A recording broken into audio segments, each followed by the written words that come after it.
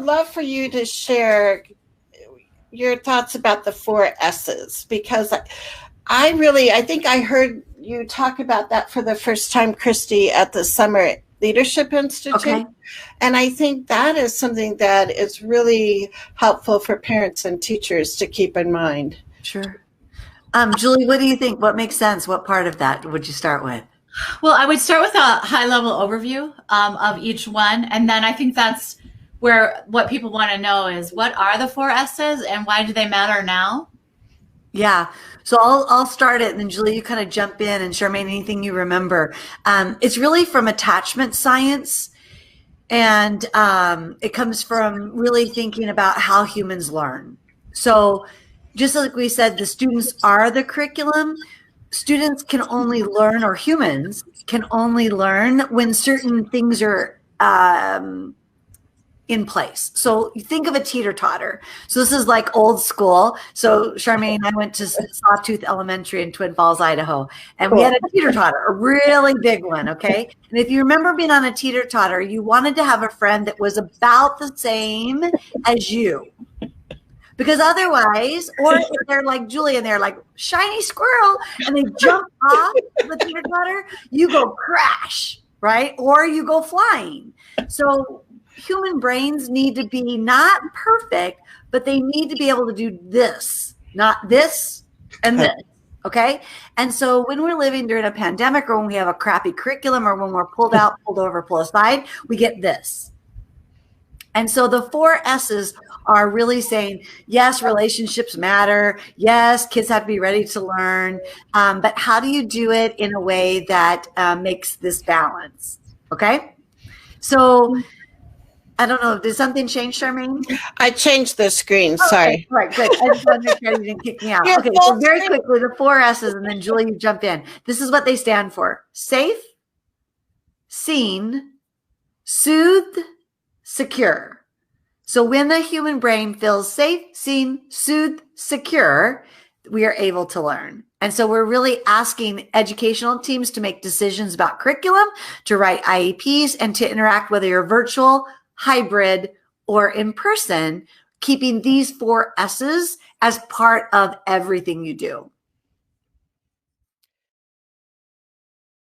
My very being.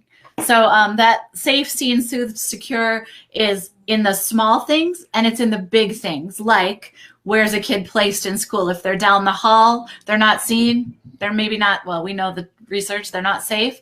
That's something different than when we're together and we create those warm environments, then we can help kids be safe, seen, soothed, and secure. And that's how they learn. So that's the bottom line, is when you have a secure attachment, then you're actually able to learn whatever you wrote on your IEP or whatever's part of the general curriculum. But without it, it's very hard to learn. And so we've been spending a lot of time, Kristie and I, thinking about the concept of IQ, meaning intelligence quotient, and all the problems that live with that construct.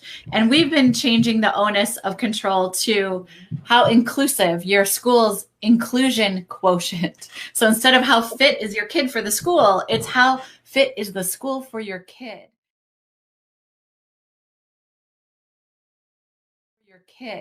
And we've been doing a lot of work with this concept of your school's inclusion quotient, and helping people see where they need supports to be really brought up and bolstered. So if you are interested in that, I don't know if there are going to be show notes, Charmaine, but I'm happy to share the newest draft of it just for free for people to take and look at. I don't recommend that you parents take it to your school and have them fill it out in any sort of way like that. But if you have a school that wants support to go through this and create a plan to become more inclusive, we could help do that. But I just want people to be able to see what's out there.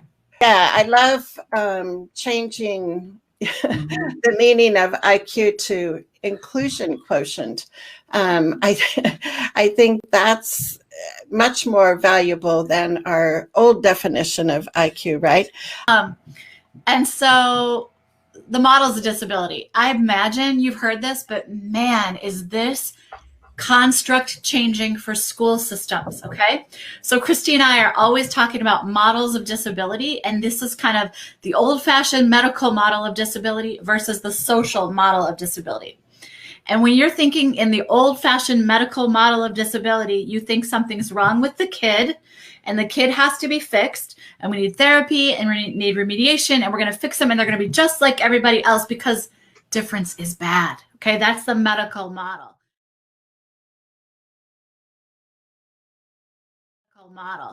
The social model is this human is very diverse, just like all humans. This human is incredible and fabulous, just like all humans, so not more so or less so, right?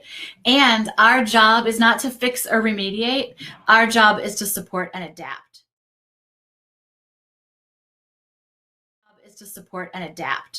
Right. And when you show those two models of disability or explain them or talk about them to school systems, I love to watch what happens to teachers' brains where they go, oh, whoa, that was old-fashioned thinking. I use words like old-fashioned thinking, like long time ago when we used to think it was okay to segregate human beings. Back in March. Well, that's why I'm winking. When we used to think it was okay to segregate human beings because we know that still so many people hold those beliefs to be true. And so we like to talk using the social model of disability, which is that all humans are diverse humans, and disability is simply diversity. And just like it's not okay to put any other group of humans in one room, like you wouldn't say, all the gay kids in the high school, do you mind going to room 107? Now, you could have a GSA where all the gay kids in the high school go because they're interested in the context, but you wouldn't make those decisions for those humans. It's part of an identity. So just so you know, book 1 is Circle Makers. And the reason Kristie's talking about it is if you're trying to explain inclusion to people, this book, I think, does the trick. And there's a video about it, and it's really about how instead of drawing lines between humans, we've got to stick all those lines together and create the most ginormous circle and put everybody on the inside of that. And I think it's a really cool book. It was illustrated by Cheryl Kniesel. Many of you know her, and she's a dream human. And anyway, so I'm in love with the book. So there's the Circle Makers, which is what happens on a societal level when we rethink ability. Then the next one is called Because of Oliver. And that's what happens in a classroom level when we rethink everything related to this. So it's all about how the class is better because of Oliver. And the third one is I'm Afraid There's Been a Mistake. And that's what happens at the school level when we rethink inclusion. So yeah. Book 3 is out. I don't have a copy of it. This is the only copy I have of any book. But they're out now. You can buy them. So I'm buying mine today. But the great thing is that if you go to the website that Charmaine put up there, Julie has a special that she did for this coming out on PBS. And so she reads the story and it kind of is animated. Not kind of, it is animated. So it's the beautiful, like what we call a third object. So I think Sarah shared it with her building principal or at a meeting, and it was well received. So sometimes, let's say Charmaine and I see things differently by having a third object. Now it's not Charmaine and me against each other. Write the book. Thanks, Julie.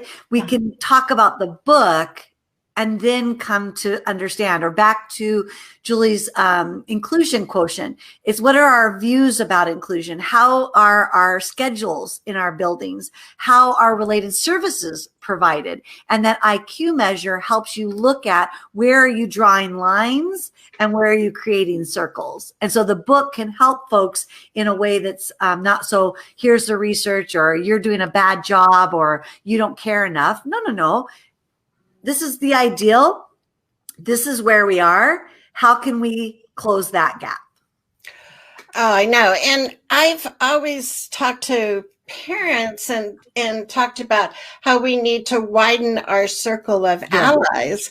And so I love the concept of circle. And when I first saw your book, Julie, and it was just like this, and like you said, it's such an easy, simple way for people to conceptualize something that right now might be so foreign to them, right? Or so scary. Yeah, because so many times I hear from parents or teachers asking about, what are some resources that we can share? And there's a lot of, research-based articles which are important to share, but sometimes we need another kind of media to be able to help people to understand. And so the book and the video are just perfect, Julie. I'm so glad that you and Cheryl combined talents to do that. It's been really fun. And so they come out on PBS end of November. And so all this is like sneak peek. And apparently, according to PBS, there'll be 3 million views on each of them right away, that they have a big following. And that the reason I'm telling you is because, number one, I'm thrilled and excited. But number two, it might become really part of the culture more and more and more. And that's my goal, my hope, my dream, my wish. Oh, yeah. Yeah, and so Dan, going back to when we were talking about rainbow fish, he said, yes, the duct tape of diversity education, just slap it into your curriculum and hope it works. And it's not like we have this 1 month, right? Like, Black History Month, and like this is the only time we talk about that. And that's sometimes what happens with, I think, disability awareness. And I don't know, if we want to go to why simulating disabilities is not a good idea for that crappy curriculum either. But I think those are the old-fashioned ways that we used to do it. Yeah. I mean, I was guilty of that when I was a first year special ed teacher, went into the kindergarten class and blindfolded kids and said, pour yourself a cup of water and, try this wheelchair out. And all of those old fashioned ways of doing things are not what we can be doing these days, right? That's right. Well, so the best way to understand disability is to know someone with a disability really well and be their friend and talk and ask questions and connect like anything. So you can't simulate it. Like I can't simulate Kristie's experience. I can't simulate your experience, Charmaine. And I love that you put that clearly in the category of bad practice, old fashioned practice a long time ago. It's true confession. Charmaine's sharing she did that. That was a long time ago. It's not today. And yet I can't tell you how many people are like, we are going to do disability simulation. Julie, will you come speak? I'm like, no, I will not speak at a disability simulation because the only way for people to understand is to live with or know someone really well. And that's the goal, is that we just connect with people. So Renata, it's not going to be a good answer per se, but you asked a how question. So I'm going to ask you to step back and say what, and then I'm going to ask you to step back and say why. If you all as a district or a team aren't clear, even if you're just a group of families that are getting together, why is inclusion? Get really comfortable with your why and understand that other people will be persuaded by different whys. So only in relationship can I understand what is important and why to Charmaine versus Julie. So it comes back to having an understanding of each other, understanding why we believe the way we believe. So Julie and I talk about mindsets, heart sets, and skill sets. All too often our handbooks and our ideas are to change the skill set. And what Julie and I know is while we're teaching that, we're also finessing the heart and the mindset. So it's not a quick acting one. However, you will get there more quickly when you look at the why, the what, and the how. Yeah, that's beautiful. And I know tonight we have a Trailblazer group, and we're going to be talking about the 9 different ways to market inclusion. Because sometimes I think we have to think of ourselves as marketers. And one of the things that marketers do is look at the different audiences that they're going to be speaking to. Right. And their message is individualized according to who they're speaking with. So, school board members will be more interested maybe in the cost. Does this inclusion business cost more? School administrators might be more interested in test scores. I don't know. Will this bring down our test scores? Teachers might be more interested in, I don't know, I'm really afraid I can't do this. I don't know how to do this. So I think changing our message, depending on who we're talking to, it's not necessarily quick, but it's something that we can keep in mind. Yeah. So, yeah. And I don't know, Julie and Kristie, when you do a lot of your professional development work, if you have many school board members that attend, so you have that conversation. I present to school boards all the time. So when I'm working in a school system, I usually start by presenting. Kristie and I have been doing a lot of this work together. So we start by presenting to the whole school system. Like yesterday, we were in APW, Altamore Parish Williams, speaking to them for 3 hours about inclusive education. And at that point, what's fun about it is we get everybody really excited and engaged in discussing it. And then next step is often to talk to the school board, because chances are people want us to keep working with them. And then we share with school boards. What I find are school boards are made up of humans, and they all have different reasons for being at the table. And most of the humans, if you approach them with a couple things, just like Kristie said, people have different reasons for their why. And then also with that just connection, so that they know that they're seen and heard and their worries are soothed. You can get very far. But what I think is most fascinating about school board members is when they see that actually inclusion raises test scores, they're just like, so wait, you help close the achievement gap by doing inclusion? And when that's the response, it's really exciting, because then we can help with the redesign work. That's not the issue. It's just getting the mindset to think. I grew up thinking kids with disabilities were going to be down the hall. And if they were down the hall, then they weren't going to be interfering with our test scores. And the reality, as you all well know, is that when kids have access to general ed, they do better on those tests. Lisa has a really important question as far as looking at more systemic change. She talks about inclusion needs to be adopted and modeled from the top. It is so hard to accomplish otherwise. How can parents and community get systemic changes to look at a district-wide IQ or inclusion quotient? So yeah, Lisa, the actual measure itself is for the district. And it's our very first, I call it an unveiling, but literally I shared it with some people at Summer Leadership Institute, and we haven't really unveiled it at all. So we're really beginning the process of using it. It comes from 20 plus years of working with school districts and having all these like tedious inclusion measures that people have to, it's so simple. It's just like a 2-page, 3-page measure, and then you draw a picture of your school's inclusion quotient, and then you move into what are our next steps to become more inclusive. So you're right, it starts at the top, and we're doing a lot of work with superintendents, directors of special ed, and administrators, getting them to have the heart set, the mindset, and the skill set to lead their schools towards more inclusive practices. One thing you can do if you're a parent is you can connect them to us and say, these folks have a lot to offer in this area. So I don't know if anyone on here has had us work in your school system, but literally we work with a system for 3 to 5 years and really get them from self-contained special ed to inclusive special education in about 3 years. And it's pretty phenomenal.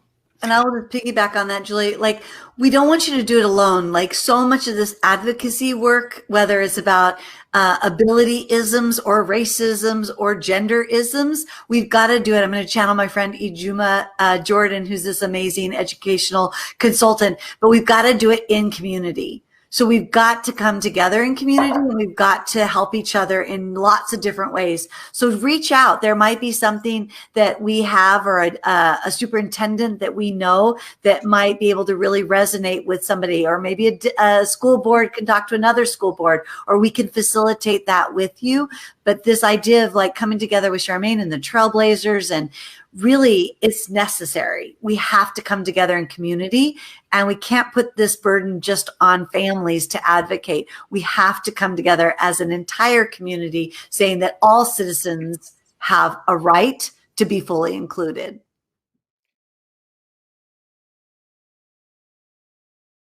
So, and I just want to say thank you for all the people that are with us live and that are watching the replay, because you are the ones that are out in your communities making the difference for not only your child, but all the other students that are in your schools. So I so appreciate the dedication and the work that parents and educators are doing.